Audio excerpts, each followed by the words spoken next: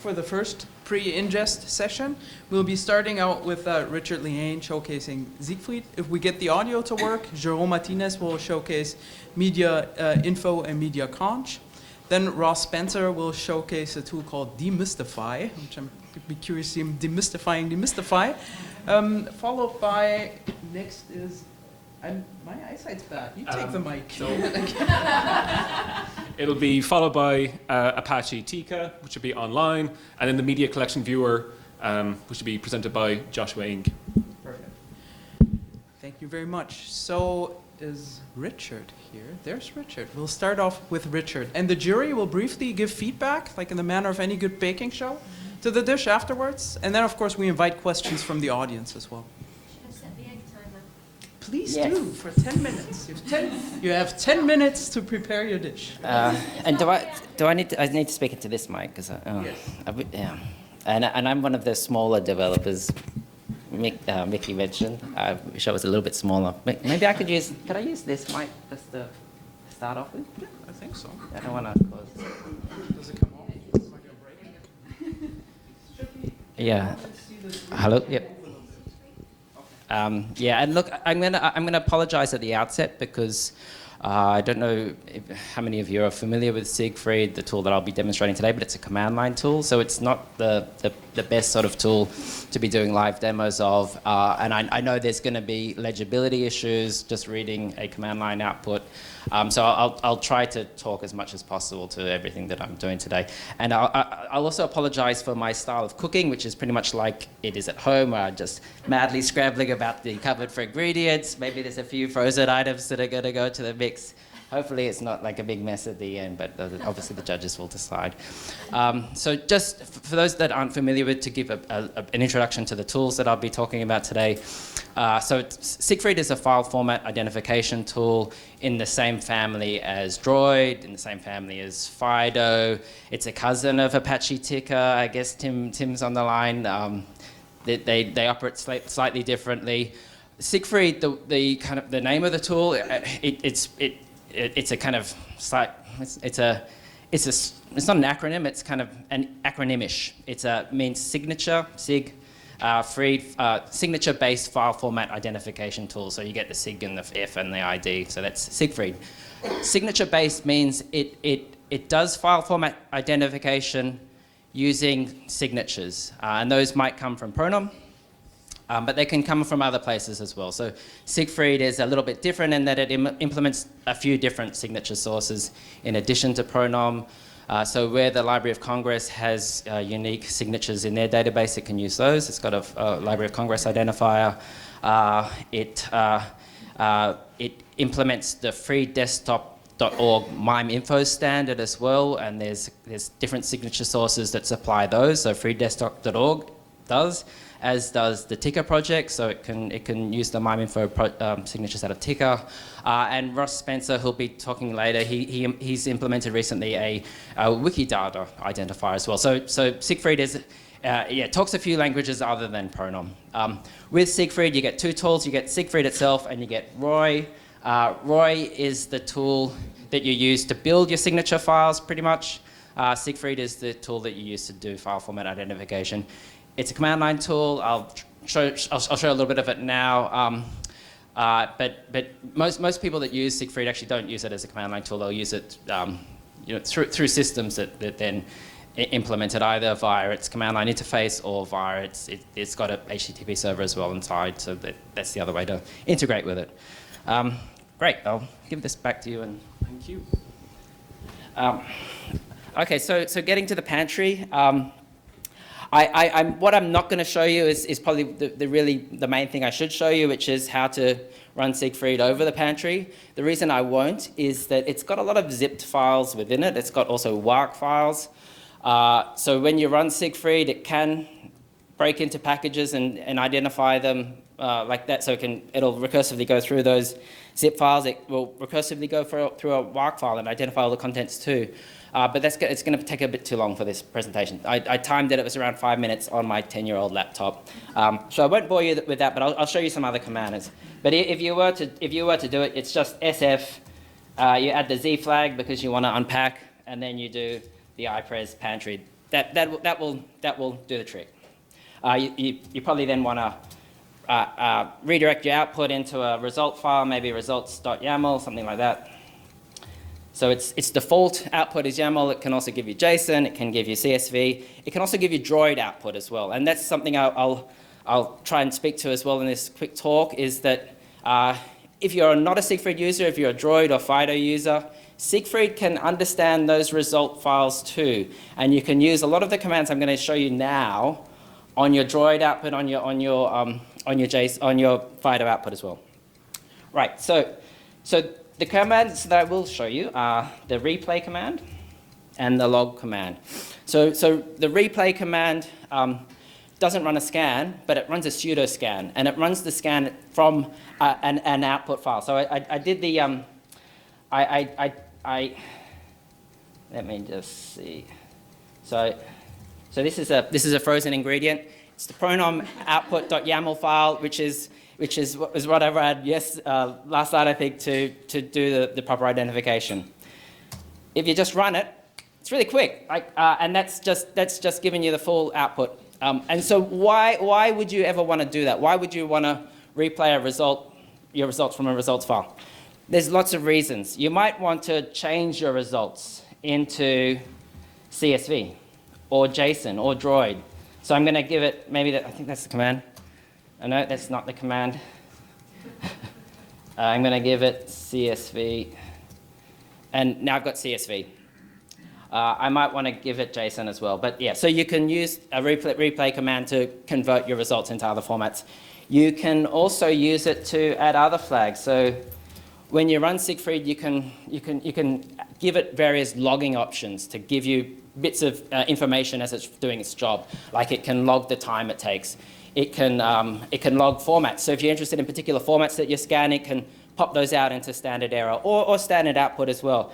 I'm going to show you a quick logging option, which is the chart log, And so what the chart does is it will give you a chart of your results at the end of your scan.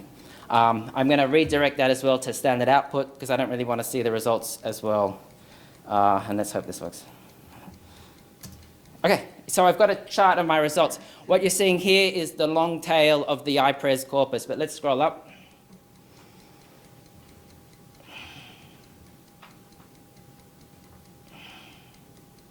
And scroll down. Okay, so you see, so it gives you a kind of nice overview of I've got a lot of format 43s, I've got a lot of format 94s, and then you saw there was a long tail as well. Thanks very much, Tyler. Right. Okay, so what else can I do with that? So I saw that there was lots of format 43. What the hell is that? Let's go to Roy and let's inspect format 43. Okay. Okay, so it's JPEG file, it's changed format, and I can see the signatures from the pronom database. So that's the Roy inspect function. Anything else I wanted to do? Okay, maybe I wanted to have a look at all those JPEGs. What are they? So let's go back to replay. And let's log format 43 to output. And then it's pronom. Okay, this is really hard. I've got 2 minutes left, okay.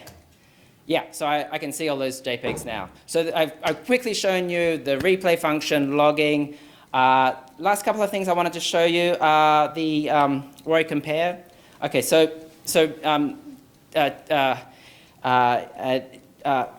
an interesting problem has been raised in this conference about what about when pronom signatures change? How do I know what files I need to identify again? What kind of differences occur between iterations of pronom? So just thinking about the iPres corpus itself, what kind of differences are there? So there's a couple of ways to do that with Siegfried. We can inspect, we can use that logging command again, but let's log everything in our corpus that just has a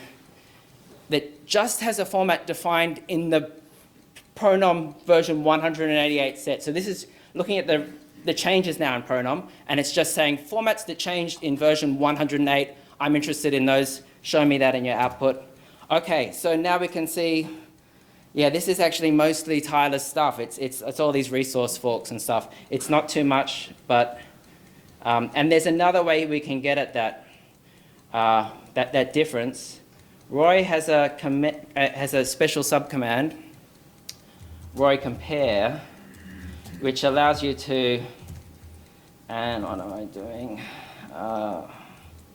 Yeah, okay, so I just want to compare the default pronom output with another, this is another frozen ingredient. It's Siegfried running with version 106 of thing, and I just want to, and that will give me the actual difference. It will give me the difference as a CSV file. Let's have a quick look at that. Oh. And let's have a 30-second warning, thank you.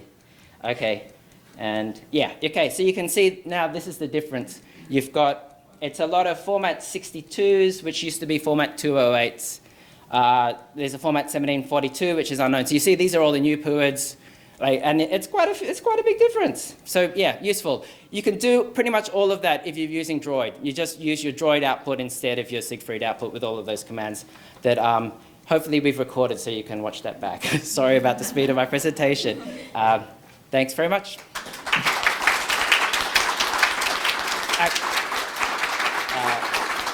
Can I do one last thing? Yeah.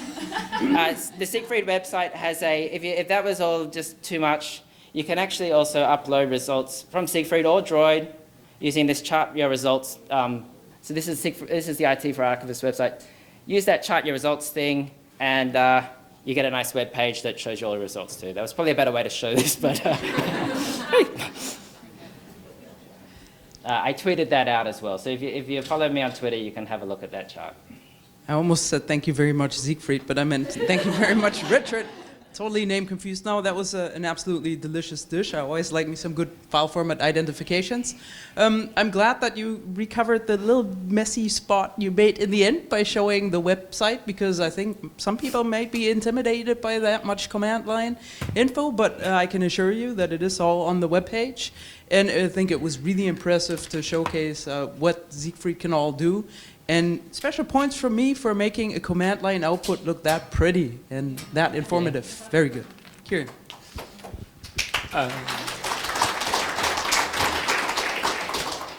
So I've been using Siegfried for many, many years now, and I think everything I saw there was pretty much new to me.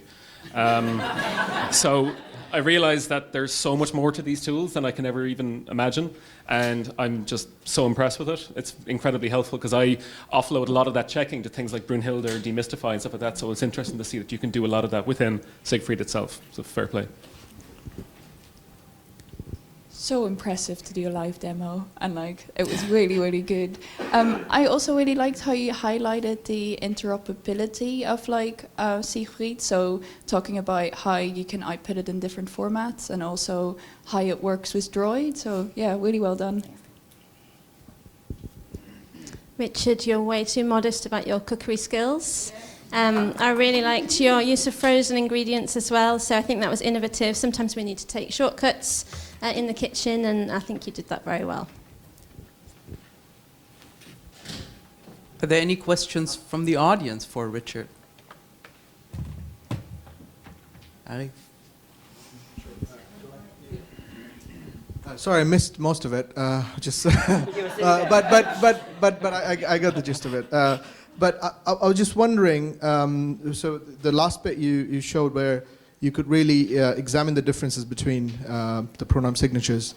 But when you've got objects in your preservation workflow, what would be useful kind of use case for incorporating that into the preservation workflow? So let's just say you're either re-ingesting a SIP with some updates now, and between the original ingest and the re-ingest, the signature have changed. Now you're doing file format re-identification, for example. How would you envisage that information being reflected in the AIP, perhaps as part of the events or so on? Sorry. Yeah. Yeah, thanks, Arif. Yeah, look, I don't really have a solid answer for that. In the tooling itself, there's a lot of functionality there that I think can be used to develop the workflows, but Siegfried it tries to be a simple command line tool, so it's not going to do all your work for you. It's going to So yeah, what I would say is that with the Siegfried results, one thing it does do is right at the top it gives you provenance information. So it tells you what version of Siegfried you're running. It gives you information about the signatures you're using as well. So first off, I'd say you need to keep that information. So that's the only way you'll ever know if you need to re-identify stuff is if you have metadata that describes the basis on which you have your PUID. So if you're just keeping a PUID, I don't think you're keeping enough. I think you also need some more metadata to describe those PUIDs. And then with Siegfried, there's more that I didn't show. Like you can build a signature file that just has version 108. It's the Roy build. Yeah, I don't know how actually. There's a command. Yeah. So if I was developing a workflow, I'd probably look at doing some combination of finding the files that I think need re-identification, maybe building a signature file that just has the versions of pronom that I haven't identified against already, and you can do that fairly easily with Siegfried, with the Roy command. And then running that command, then running with those, because it'll be a much smaller signature file, much faster, and then just running against all my files again with that. That's, yeah, sorry, but it is a difficult problem, yeah, as David Clipsham, I think, has already kind of shown, it's challenging, but yeah, with Siegfried, there's tooling there that can help, and that's why I kind of wanted to show a bit of that in this presentation. We can see that there's so much more to this tool. With that, we can save some questions for the end too if we have time, but I would like to award the wooden spoon of iPres 2022.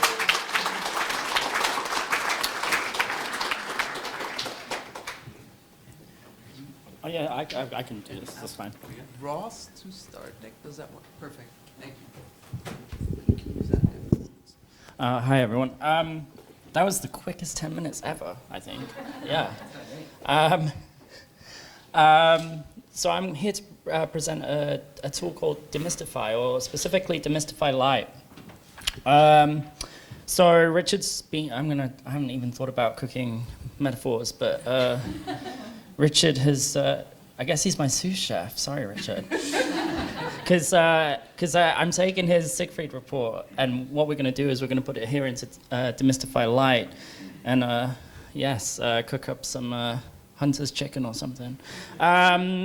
We've got Demystify Lite is a tool that was developed at for Archives New Zealand, and it has input from all of the analysts there: Anna Monson, Jan Hutar, Tale Masters, Joshua Ng. We needed something to kind of talk about our digital collections with better, especially at the appraisal stage. And this is a communication tool for two sets of people: your archivist at the organization, well, three. Your archivist at your organization, your digital preservationist at your organization, plus the people in the pipeline, your donor agency or your donor individual. And it's about saying, this is what a digital collection looks like. I might not be used to a Siegfried report or a Droid report. How do I understand it? Also, how do I codify this? So every time I get a new collection in, how do I say to myself, how do we satisfy ourselves that we're asking exactly the same questions of every collection we get?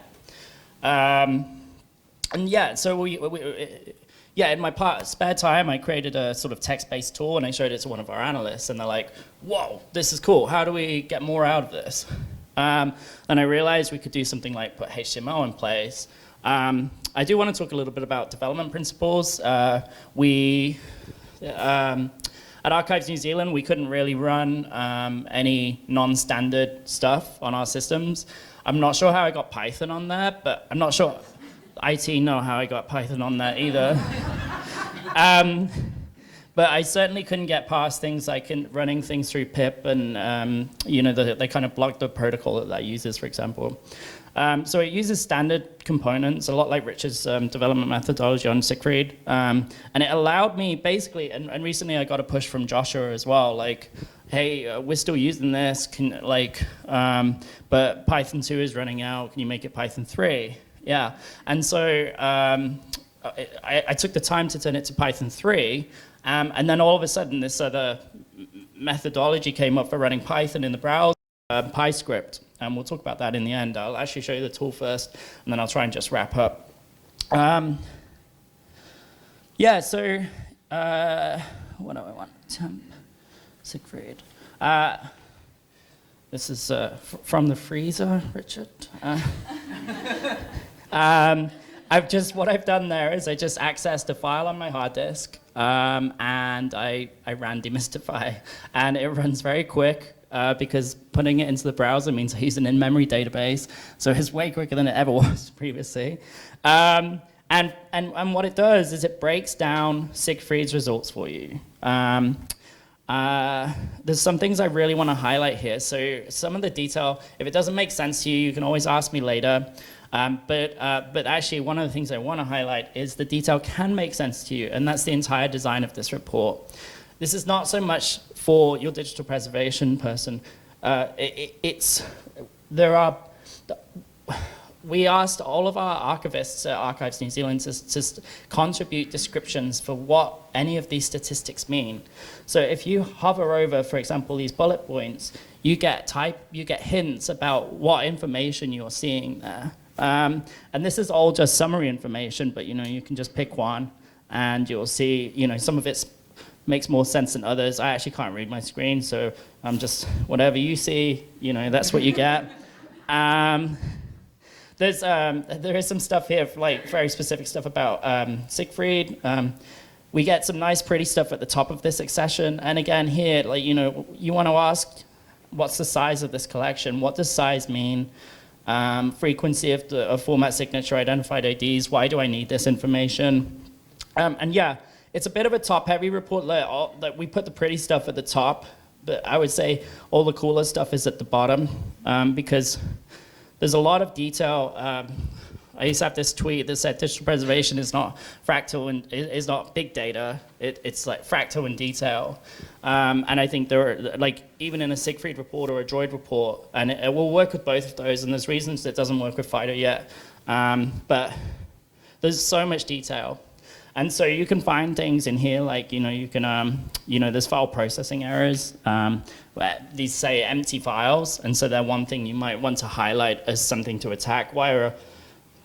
When you're doing appraisal or not so much deaccessioning, but deciding whether or not you're going to accession them at all. And you can ask, why is that important by looking here? What do the errors mean? Deny list. Deny list is a way of saying these are files that often found in the wild are not important or useful, things like new folder, empty file, or new file. And you can ask, why are these important here? And you can see that in the sample, the LADA thing that we got for this, that there's some interesting things. And yeah, there's other things like identifying non-ASCII and system file character names. When we get to the next part of this workflow later on today, you're going to put stuff into a digital preservation system. If you take a note of these things, they're good things to spot check when you get into your digital preservation system, just to make sure it's preserved this stuff. Or even in the case of 0-byte files, make sure it hasn't dropped this stuff. There's things like thumbsdb files here that some systems will drop. It's part of policy, and then there's some, that some other systems don't think about or care about.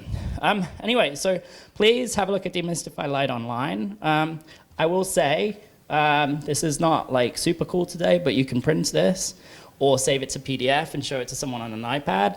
And you can give it to your non-experts or experts alike, and hopefully it makes sense to them.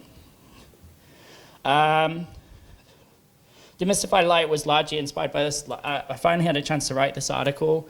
I had it in my head for like maybe 10 years. It's about the detail you can get out of here. One of the things that the panel here, I think, are judging is how do you preserve this? And I think, don't think about preserving this so much. Think of this as more like a protocol. It's a protocol you can develop for yourselves, or you can support by supporting Demystify Lite or other tools like Brunhild, or even Richard's online tool. I think of it as when you get back to your collections, how do you ask the same questions consistently of every collection you get in? There's inspiration for you here. Oh, where is this? Here are all it runs from an SQL database. It puts all of the Siegfried stuff into an SQLite database, and here are some of the queries you can use.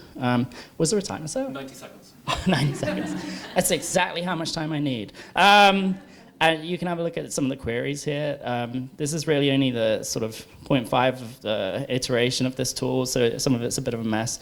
The original tool, Demystify, does have some extra special bells and whistles. For example, I mentioned you have files you might not want or might want to think about, where you can actually, thanks to my colleague Andrea, we can actually pull these apart and pipe them into tools like rsync and say have two collections, one of all the good stuff and one of maybe the bad stuff. Obviously, you might bring them back together before accessioning them, or you might do split accessions or something. But you can do that with Demystify. But I think the next thing is how do we get this stuff into Demystify Lite? I think because that removes a lot of the restrictions. And I think and Demystify Lite and PyScript. PyScript runs in the browser. All you need is a Python wheel. So basically a package of all your Python stuff stuck together, and it will load it into the browser for you. So if you are running any Python tools and you think all I need to do is like put a file onto the browser, it reads it all client side, it's all protected, probably only the NSA can see it, and you don't have to worry about leaking data or anything. So thank you, everyone.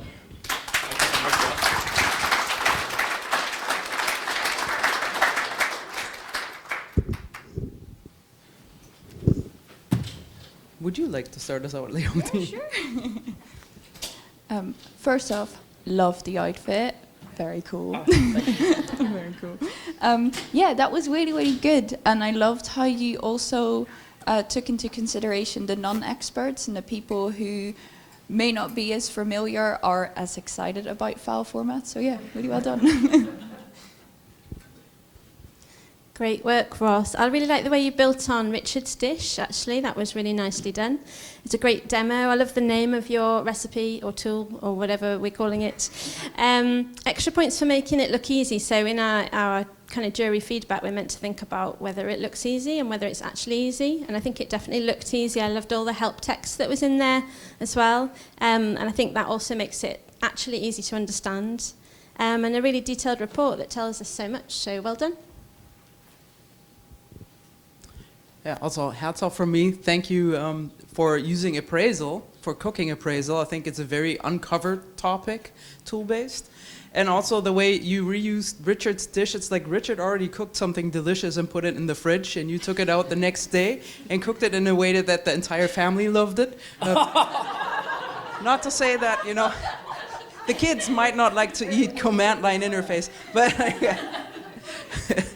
no, it looked really good, and I saw Kieran just completely star-eyed and in love, so I'm sure he has a lot to say.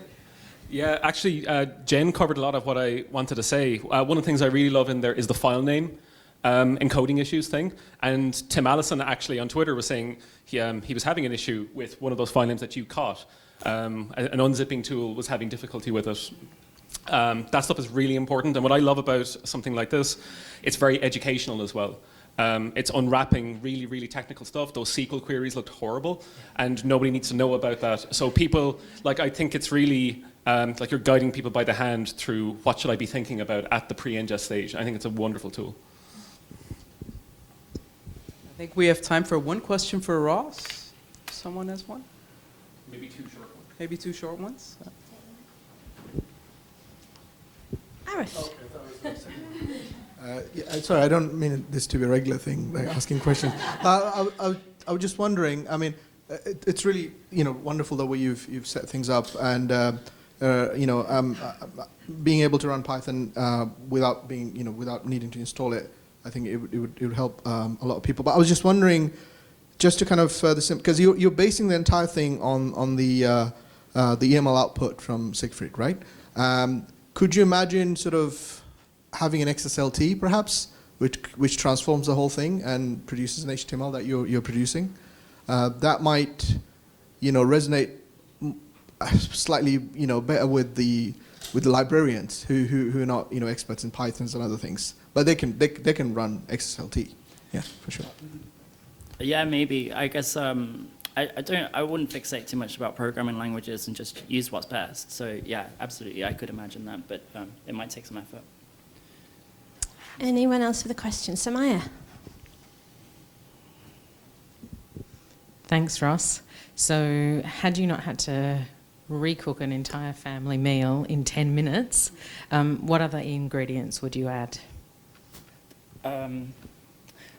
So we were talking to Bernhard about this yesterday. We're trying to figure out, do we continue with the command line, or do we focus on demystify light? And I think if we focus on demystify light, then actually one of the things I think we'd like to get out of there, well, there's something about APIs actually, but that's really complicated. One of the things for this project, I think, but one of the things I think we want is, because we can link to Pronom. I didn't show the links. You can link to click to Pronom and see your data. But there's also there's not enough information about the file paths on there for you. And so what I think would be cool is to be able to click a link and then have the file paths come out. Sorry, I should say, I think Bernhard thinks that would be cool, and he told me, and now I think it would be cool. So I think something like that, but for each of those different reports. Okay, are we done? Ross, here is your wooden spoon. Oh, thank you so much.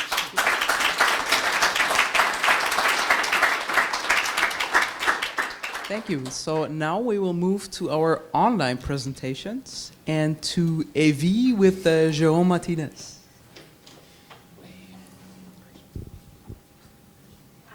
Hello everyone. Share the screen. So, is it okay with my screen? Looks good. Good. Okay. For doing a good bake-off, it is good to know what is in your ingredients, especially not just the name of the container, for example, but also the different flavors from your ingredients.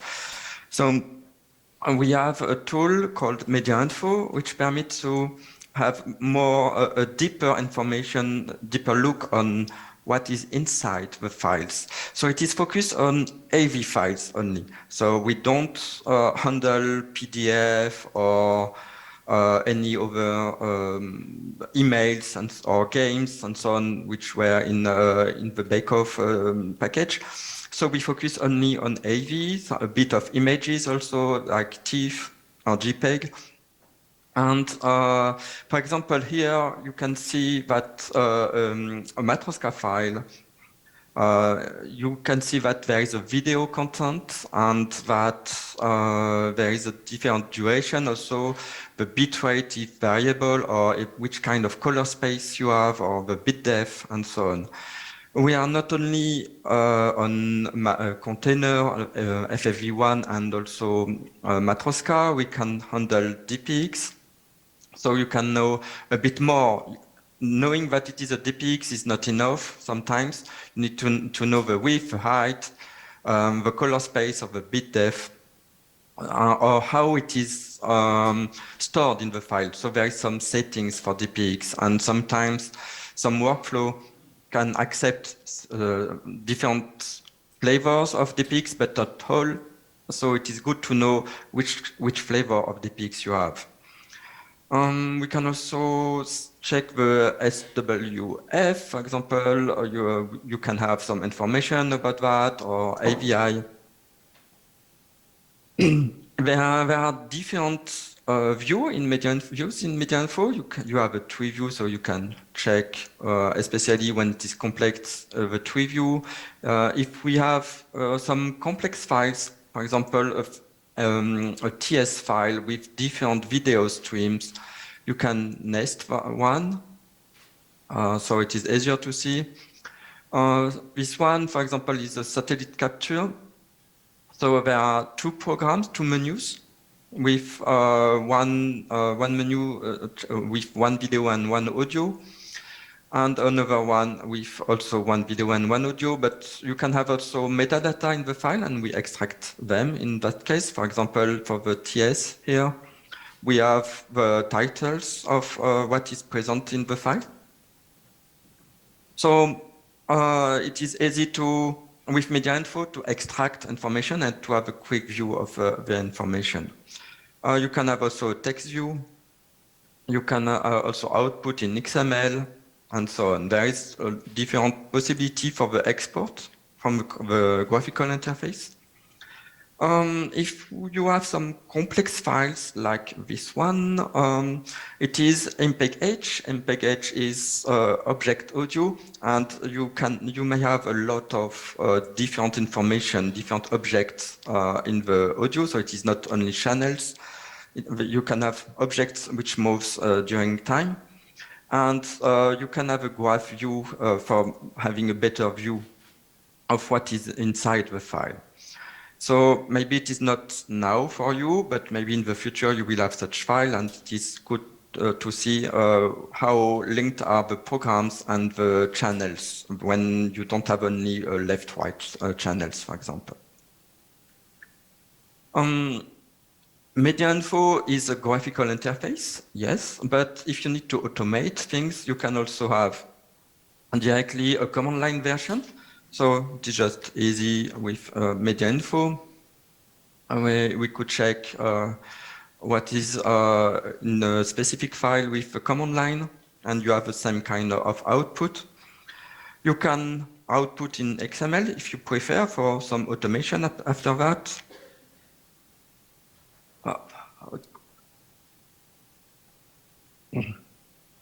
And also JSON, for example.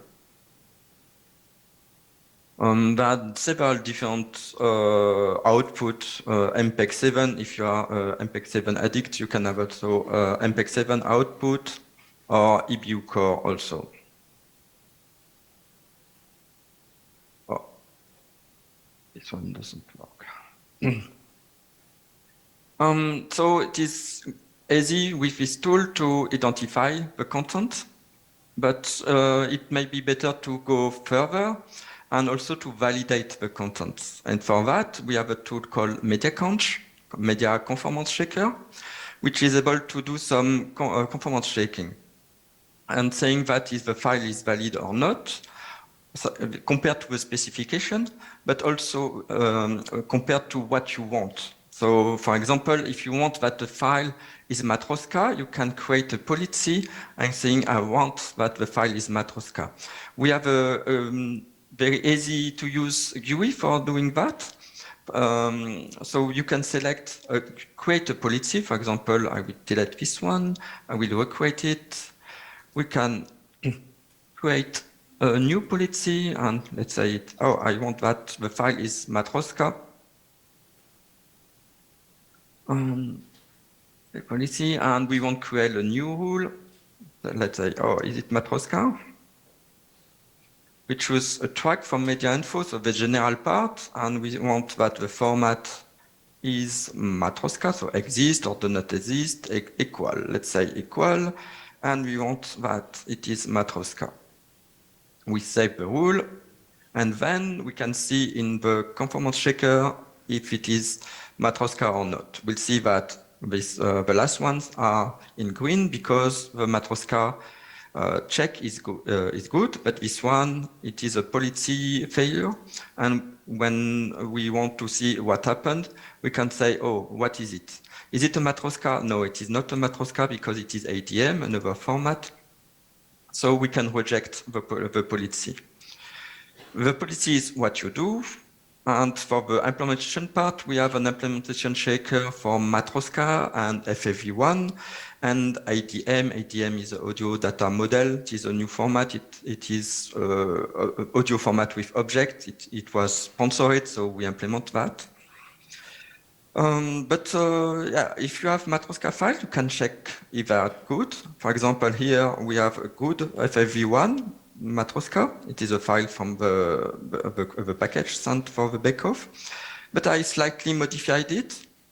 I just changed a byte and we checked if it is good or not. And the implementation checker, compared to the specification, say, no, it is not valid. What happens? I change a byte, so the CRC check we do failed, and we have an error there. Same as media info. We have a command line version. So we can do MediaConch on, for example, let's check up this one. And we have a report. Is it a pass or is it a fail? Here it is Pass, it is fine, but if we check another one, let's check FFV1 corrupt, it is a fail, and we have a report about that. This is by default, it is the implementation checker, and if we want to check if it is a policy check, which we have an option, -P, let's say we have this XML is a policy, and we can check with a file. So we have different files, and we have a report. About the policies, you are not alone. We provide some default policies created by us. So you can have example about how to fill the policies, but also there is a community part in MediaConf. You have public policies created by you or by others. So if you want to publish a policy, you have it online, and it is available to everyone in the public policies part.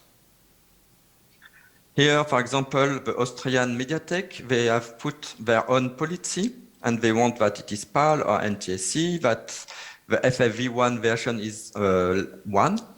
So they reject FFV1 version 3, for example, because their workflow was not ready when they created this policy. Sorry, Jerome, we've just hit the 10 minutes. Sorry. Yeah.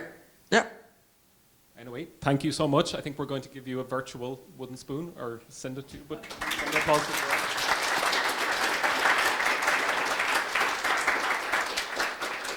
Thank you very much, Jerome. I think I'll ask Kieran to start out with feedback from the jury.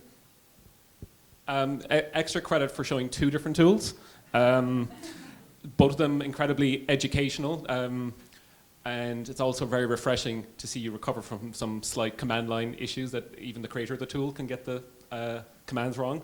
Again, I think it's there's a nice little flow here with all the tools we've seen so far.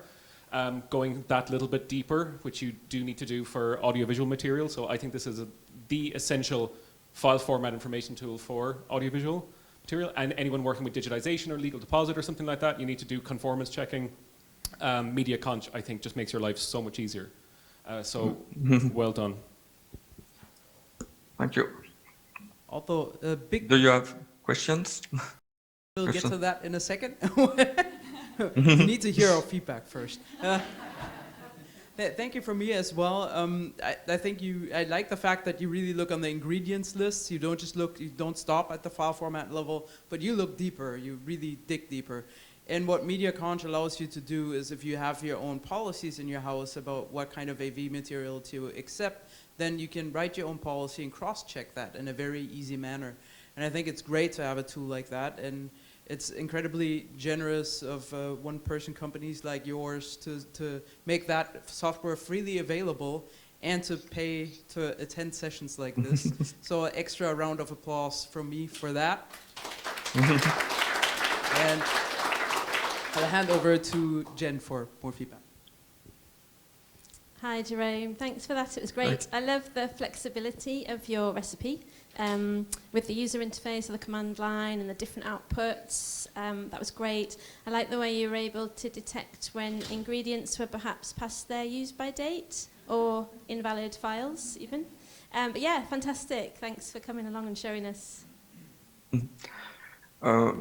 One remark about the open source. It is free to download, yes, but because it was sponsored by users, actually. So users decided that they should pay once and make it available for everyone. So it is not us who make this free to download. It is users who makes that. Yeah, hello, Jerome. I just really wanted to quickly also highlight that community aspect. I really like that you can modify your own policies, but also see what everyone else is up to and maybe adapt one of those if there's something that you can use yourself. So yeah, really well done. We will be sending you a wooden spoon, but now for the audience, are there any questions to Jerome?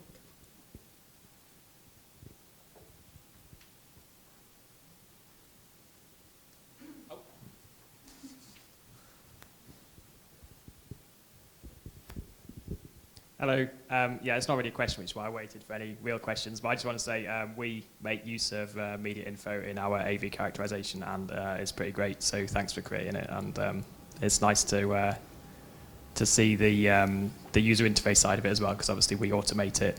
It's nice to see that you're making it usable for software people like us, but also for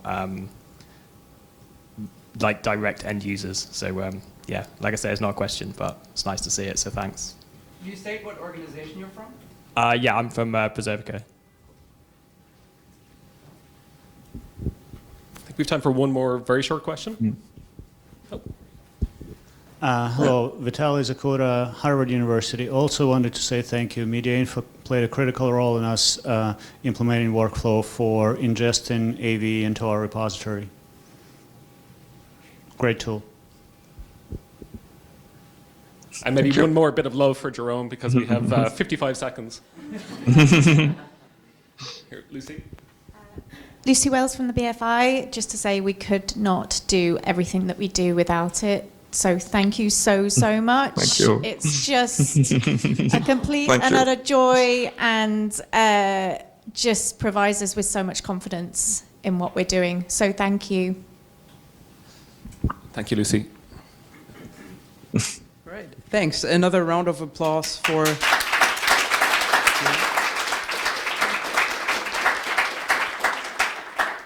From the world of AV to, I think, the scary world of file formats in general, and possibly PDF. I know Tim's done a lot of work around PDF. It will now be Tim Allison showcasing Apache Tika. Great, thank you. And you can all hear me now? Yes. Woohoo! All right, so this is going to go way too fast, but so it goes. So I have 10 minutes. All right. So Tika can be used on the desktop. We have a Tika server. You can interact with it via Python. It is Java. It very often finds itself in, shall we say, not necessarily used by the home cook, although we do have some very experienced home chefs here. It's more often used in restaurants and, dare I say, chain restaurants quite a bit, to speak metaphorically. However, what I'll show today are a number of different things that the home chef might use, and hopefully the chain restaurants will pick up some of these things and make them available to you if you happen to be shopping at various chain restaurants. So off we go. Let me start with something. The most rudimentary thing is Tika app. This is useful for just running. We have a very simple GUI. You can drag and drop a file in there, and it will parse it and do all sorts of fun things for you, give you some information. The recursive JSON is what I'll be focusing on. This is, from my perspective, the most important component of Tika.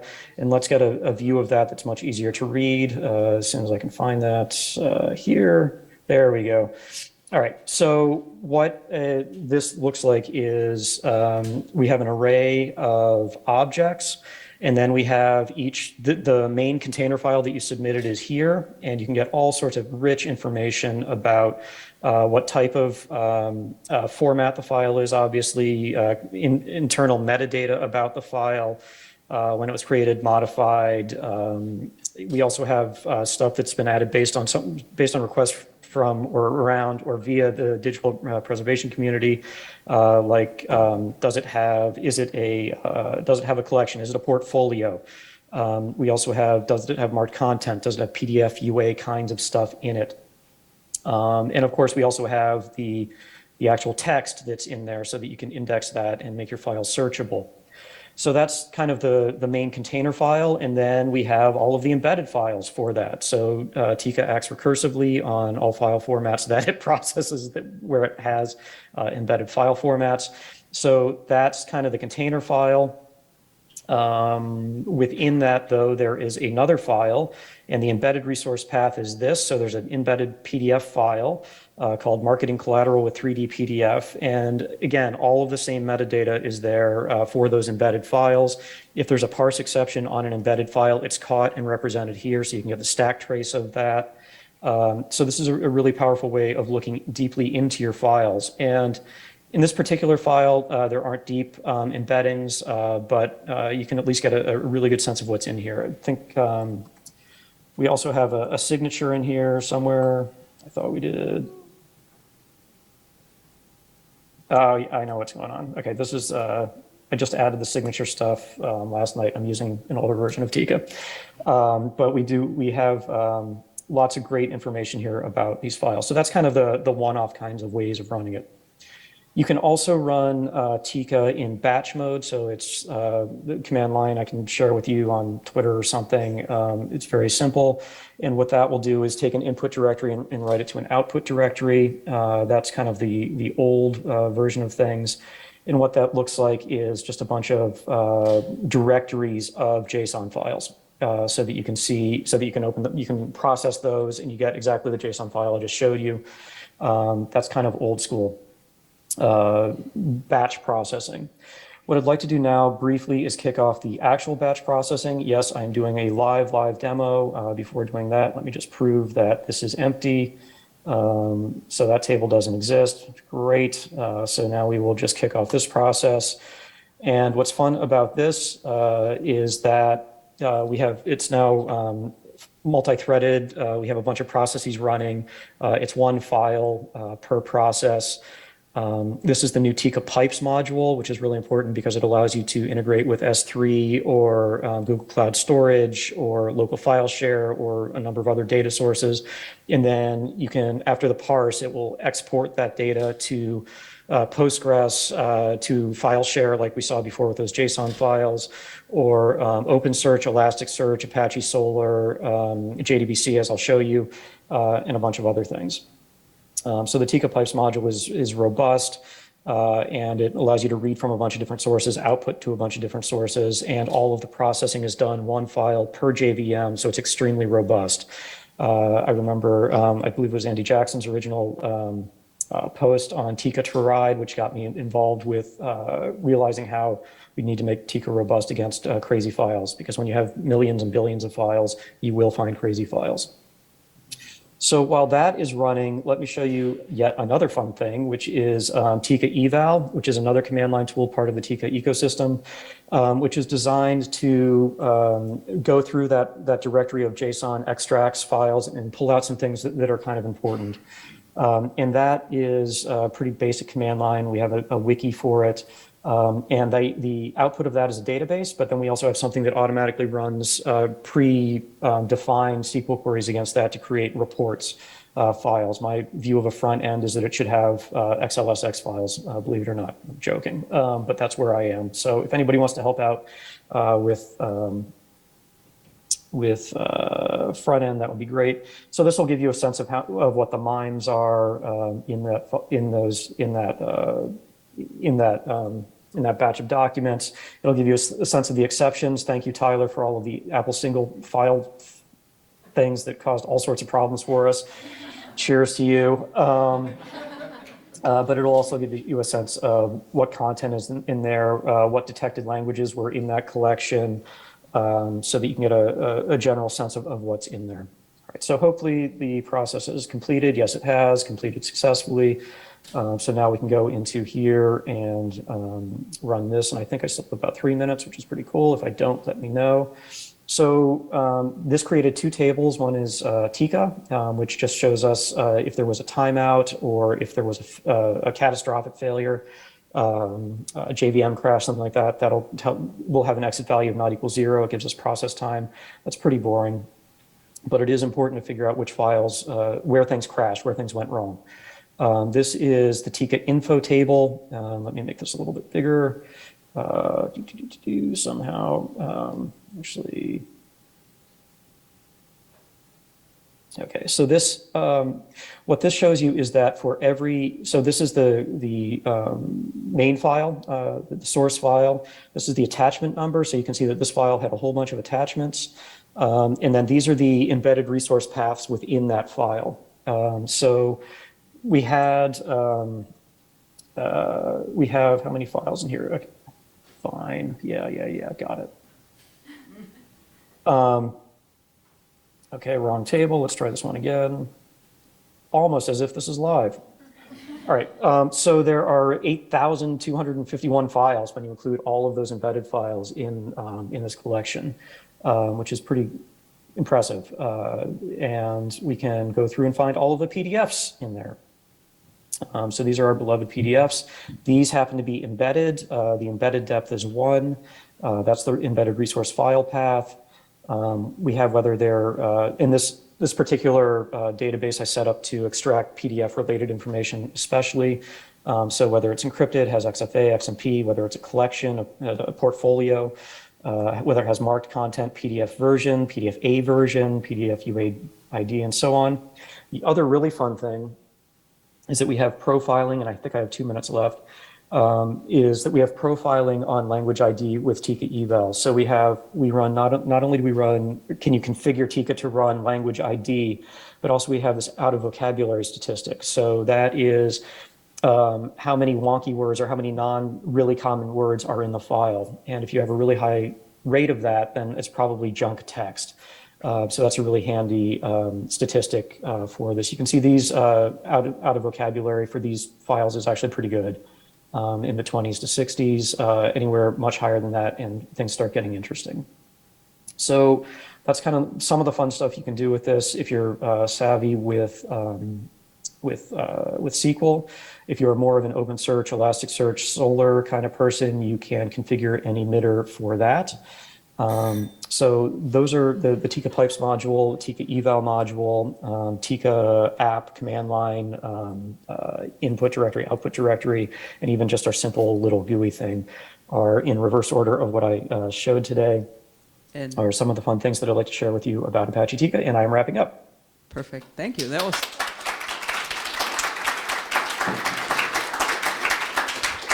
exactly on time. I was made aware that we should all squeeze together a little bit so we can see the camera. I didn't eat garlic yesterday, so that's good. And I'll ask Jen to start us off. Thanks. So thanks, Tim. That was fantastic. I loved how you wanted to aim this at the things that the home chef could do in their very own kitchen. That's really good to see. And well done on finding some of those weird ingredients that we hid in the data set there. Perhaps a comment I should have made earlier, actually, is that this is free food, isn't it? Like, this is a free meal. You don't have to pay for these tools. Precisely right, yeah. Yeah, so I think that goes for all the tools we've seen today. Is that right? And that's fantastic. So everyone loves free food, so well done on that as well. Especially at chain restaurants. Yeah, I just wanted to comment on how impressive I find how much you were able to highlight within 10 minutes. And also that you highlighted that you could have different inputs, but also different outputs, which is great because people can use it for all different types of stuff. So yeah, well done. Yeah, thank you very much, Tim. I think it's an excellent example of a dish for the connoisseur because it's a little bit hard to digest if you're not nerdy and in love with things that you can extract from files. But it's such important work that we all need to know and need to be aware of, that these things are in our files. So thank you for that. Yeah, I think PDF can sometimes get, or I guess we don't know a lot about it. It seems very simple, but I think this shows that there's just layers and layers of complexity and total mess. So yeah, and definitely one for the expert cook. I think there was definitely as we got towards the end there. I think that was I'm not very good with SQL and stuff, but I'm sure there's lots of experts here who probably just ate that right up.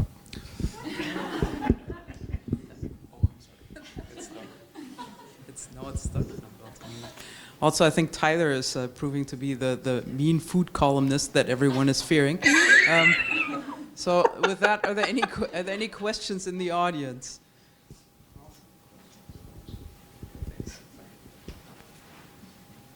Question from Ross.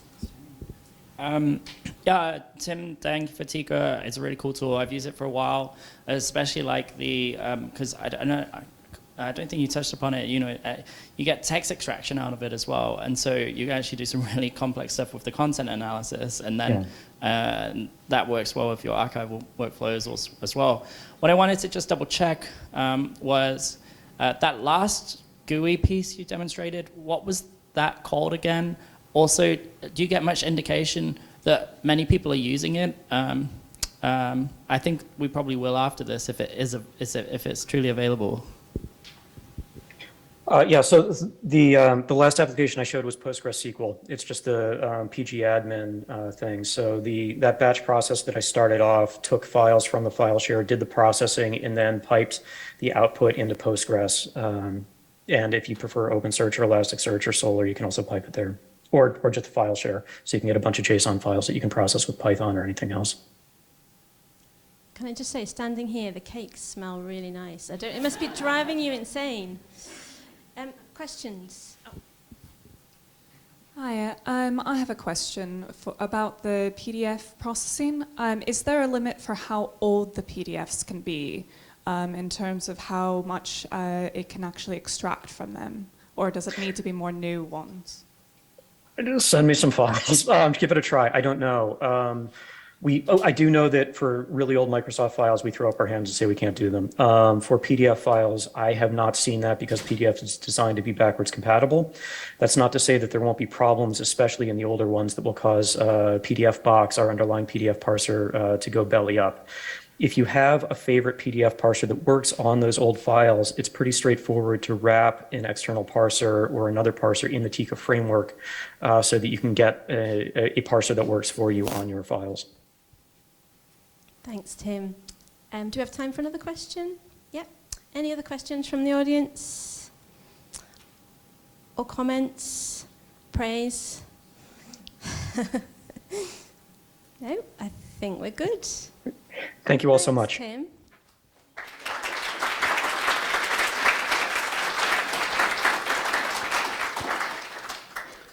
Thanks. And our last presenter for this session, and afterwards we'll have some time for some general question too, will be Joshua Nguyen, who's actually not presenting his own tool, which I think is great. That's this format's actually exactly for not only presenting tools that you write yourself, but also others that you use.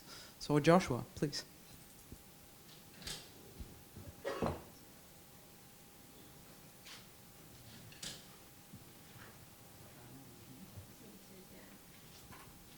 Joshua, I think you're muted still. Hello, can you hear me? Yes, now we can. Thank you. Hi. Yes, to go with the food analogy, I'm actually someone who actually tasted the food and not the original chef, and I try to recreate the dish. So I hope that I do the tool justice. And the tool that I'm going to talk about is called Media Collection Viewer, and it's actually a tool developed by Ashley Brewer. And to simply put it, it is a tool that takes media info JSON and makes pretty charts, just like this. Just like this. And it essentially interrogates the what's inside media info characteristics of the video files and build charts for you to understand the files better. And why did Ashley build this tool? And essentially, this is for a few specific cases where, for example, an archivist receives a hard disk full of video files, and you want to know very quickly what's inside the files. And just like Demystify does a whole lot of file format analysis for every files, or Siegfried or the file format identification tool. This one is specifically for AV, and it allows you to view very quickly what is the characteristics.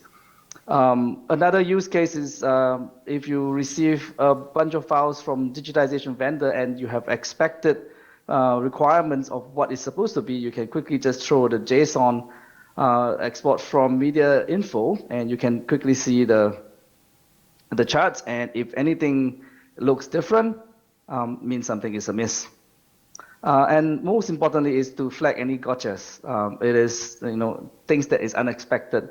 Is a quick visualization tool. So how do we do this? Very simply, you have files and you open media info, and you can actually use this folder to examine button. And all you need to do is to select the folder and like this, and you generate you can export the JSON. You can choose JSON, you can export the JSON, that's okay. And next up, all you need to do is to browse to the JSON. For example, this one, and it built a chart. So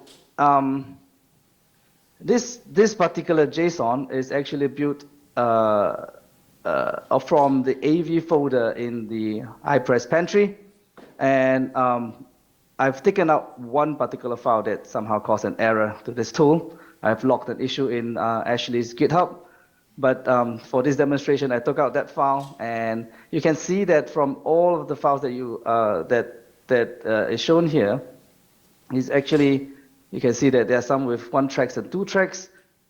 It has a bunch of formats. And the video is showing up. What's going on? And then you have audio files here. So what you can do is that you can look at this one.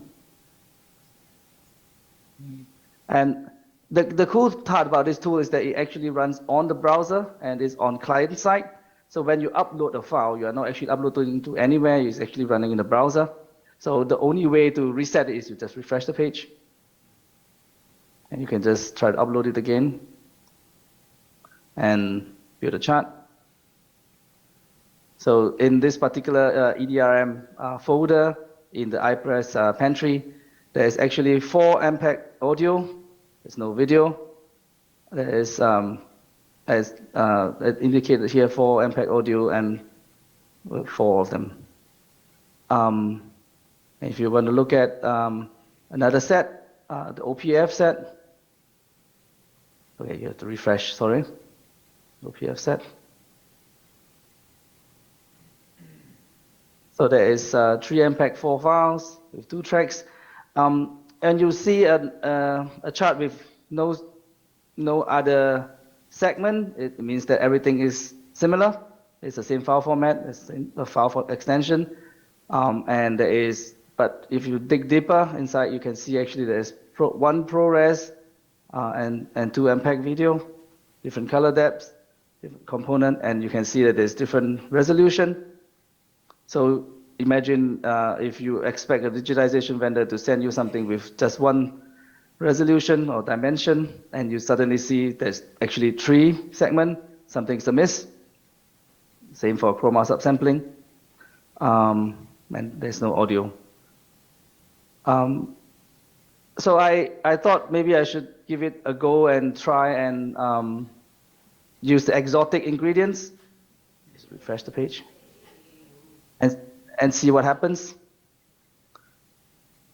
Well, obviously not all of them are video files or audio files or audio-visual files. Some of them, you can see there's zip, RAR, MIDI, and there's a bunch of file extension.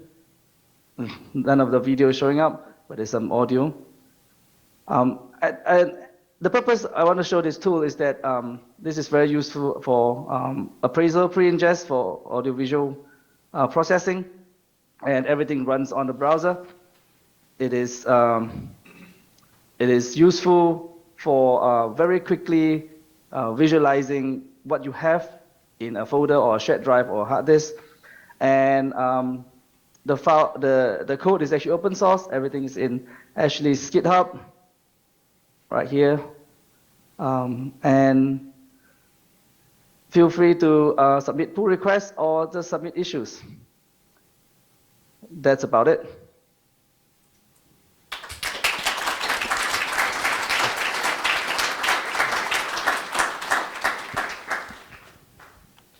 Thank you, Joshua. Extra credit as well for finding a bug and then reporting it as well to Ashley. Fair play. Looks very minimal and pretty as well, and it's continuing the trend of open source tools building on top of other open source tools, making them that little bit friendlier to use. So, well done. I love the fact that the tool, that you didn't have to download anything for the tool, and that you also highlighted that it was all browser based. So yeah, some of us in institutions where we're not allowed to download everything, it seems to be a really helpful tool. Yeah. Thanks, Joshua. This is, of course, a bake-off, so it does seem entirely appropriate that you're sharing so many pie charts with us. I like that. But I just wanted to comment on the quality of the output. So it looks like a really great interface, just so clear and easy to use. And I've not actually seen this demoed before or come across it, so I'm really happy you brought it along today. Thank you. Yeah, extra points from me for being such an exciting hobbyist cook alongside the more professional cooks and being brave to recook a dish that you've tasted before. I think it looked really good. I also did not know this tool before, and I think it's great to look at it. One thing I didn't quite understand was whether it only for the formats handles AV, because there's some still images in there as well. So I wasn't quite sure if it's only moving images, containers, or still images. There was a PSD format in there. So I was a little bit confused with what kind of formats it handled, but very impressive nevertheless. Thank you. It actually handles whatever media info can handle. So if media info can read it and provide some characteristics, the visualization tool would then visualize it. Of course, there is a limited subset of characteristics that we have chosen. It can be extended depending on whether there is the requirement. Great, thank you. And with that, we also had two examples today of how we saw one tool that provides the original output, and then we saw another tool that picks up on that output. And I think it really shows how our tools that we use are integrated, and how the community is so open and collaborates with each other. So are there any questions from the audience for Joshua?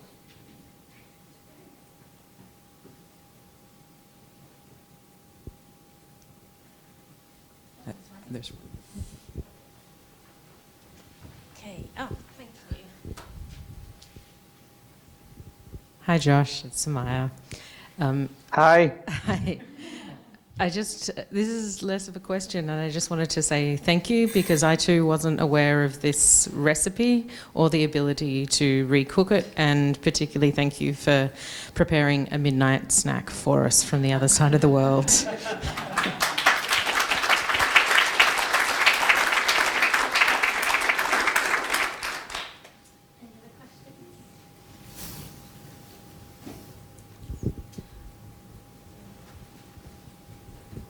Hi, Lucy from the BFI. This may have been covered, but can you export the pie charts as a PDF or export it into other kind of data like a CSV that kind of lists that data? Actually, if you want to list the data, media info does it quite well. True. The chart itself cannot be exported at this point. You can do a screenshot. Good point. Yes. Okay. Thank you. Yeah. But feel free to submit an issue request, and maybe we'll work with Ashley to build something up. Thank you. Will do.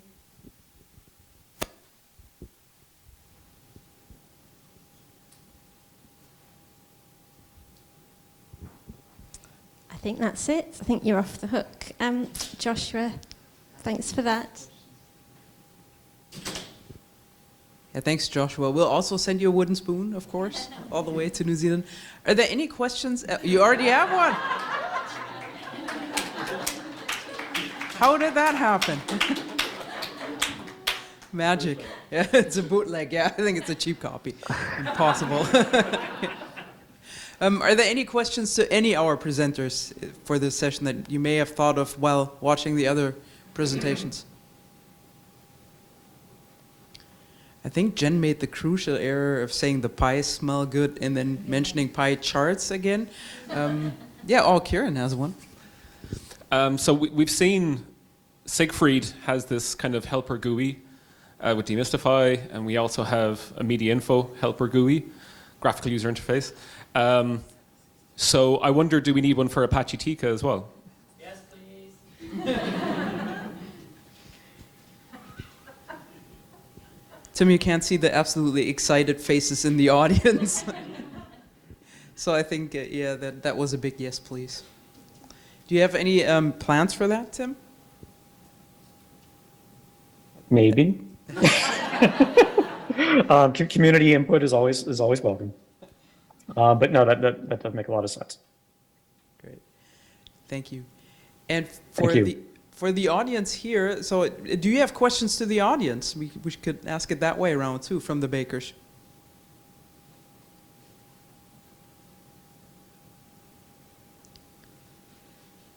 Oh, Ross has a question?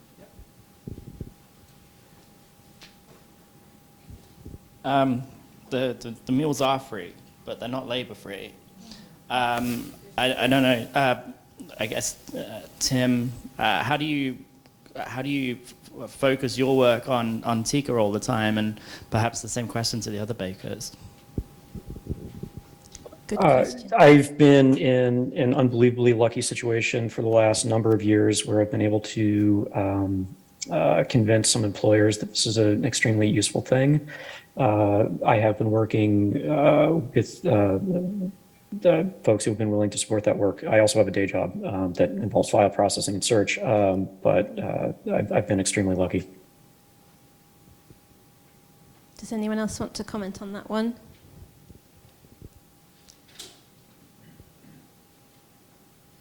No? Okay. There's cake. Which will be replenished, I believe, after Yes. lunch. And the cake is vegan. We heard. The cake is vegan for those whom that matters to. And please do help yourself to some cake. I know there's lunch coming up as well, but thank you to the audience. Thank you very much to our bakers here on site, and thank you very much to the bakers online. And the second part of the bake-off will take place after lunch. Thank you. Bye.